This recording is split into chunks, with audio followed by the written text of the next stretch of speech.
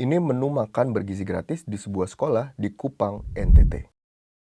Dapung tempe tuh ada sama kayak basi, dapung serju rasa sama kayak asam begitu. Dapung terong bau, dapung ayam di bau. Trauma makan daging. Makan seperti kayak rasa hambar terus sama basi. Rasa semuanya basi setiap hari itu. Kejadian menu MBG yang terasa basi ini bukan hanya sehari, tapi terjadi selama seminggu terakhir di SD tersebut, kata pihak sekolah. Sebagian besar makanan harus dibuang karena basi. Ada yang habis dan ada yang tidak habis. Dan ada yang tidak sentuh sama sekali. Sejumlah orang tua di SD itu melaporkan anaknya sakit perut setelah menyantap MBG. Bahkan, anak-anak trauma melihat makanan yang disajikan setiap hari. Di Waingapu, Sumba Timur, belasan anak diduga keracunan dan sempat mendapatkan penanganan medis pada 17 Februari lalu. Pihak sekolah bilang begini. Karena mereka pusing, mual, sama rasa sakit perut yang katanya kayak menikam di perut itu, sehingga dokter memang sampai melakukan tindakan karena sakit kepalanya terlalu berlebihan. Menurut dokter, ya dokter membantu dengan oksigen.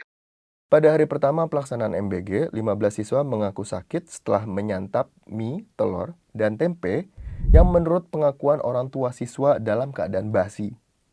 Kalau misalnya anak-anak kami berangkat dengan sehat, karena program pemerintah mereka makan di sekolah, tiba-tiba mereka pulang sakit. Ya hati orang tua manalah yang tidak sakit kalau seperti itu, pasti kecewa juga. Penyedia jasa MBG mengaku makanan yang disajikan sudah melalui konsultasi dengan ahli gizi.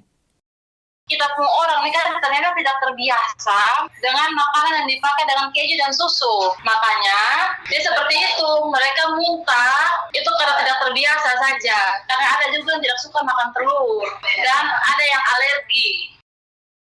Namun menurut pengakuan orang tua siswa, hari itu tidak ada menu susu dan keju.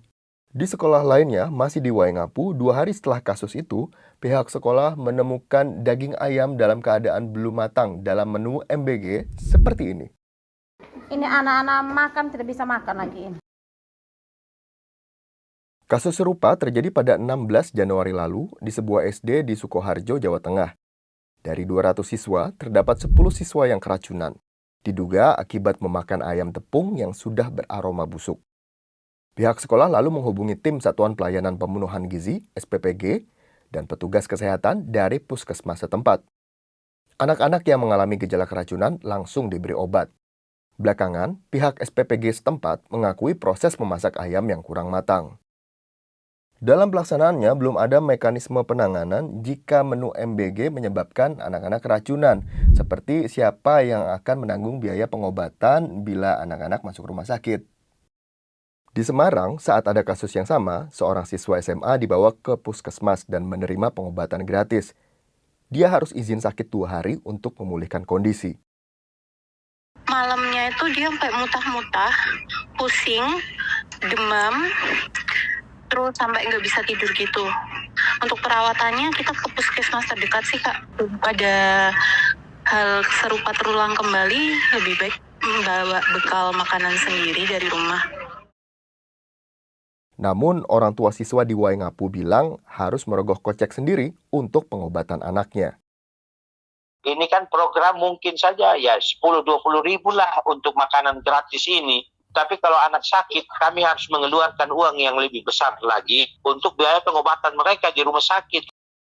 Dalam balasan tertulis kepada BBC News Indonesia untuk menangani kasus keracunan hingga siswa dilarikan ke rumah sakit, Dadan Hindayana, Kepala Badan Gizi Nasional mengutarakan bahwa ada biaya operasional di Satuan Pelayanan Pemenuhan Gizi (SPPG). Namun, belum ada detail yang menjelaskan bagaimana orang tua bisa mengeklaim biaya yang ditimbulkan untuk pengobatan anak mereka kepada pemerintah.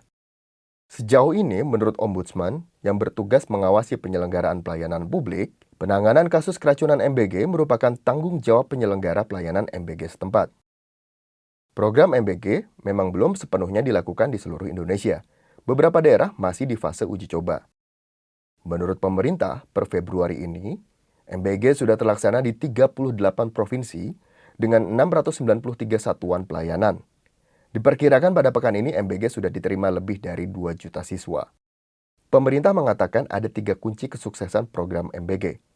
Anggaran yang besar, sumber daya manusia yang banyak, dan penyediaan infrastruktur untuk dapur. Pemerintah mengaku butuh waktu sebelum dapur-dapur MBG siap menyediakan makanan dalam jumlah besar sekaligus. Bukan di distribusi, tapi di pembiasaan yang melaksanakan dalam program pelayanan untuk jumlah besar. Butuh waktu sampai 3 bulan sampai terbiasa memasak untuk jumlah besar, baik dalam kematangan maupun rasa. Program pemerintah pusat ini baik untuk kesehatan bagi anak. Tetapi kalau kejadian macam begini, ini bukan bergizi lagi ini. Sehingga sebagai orang tua tentu kami khawatir. Berita-berita lain tentang makan bergizi gratis dapat Anda baca di laman BBC News Indonesia.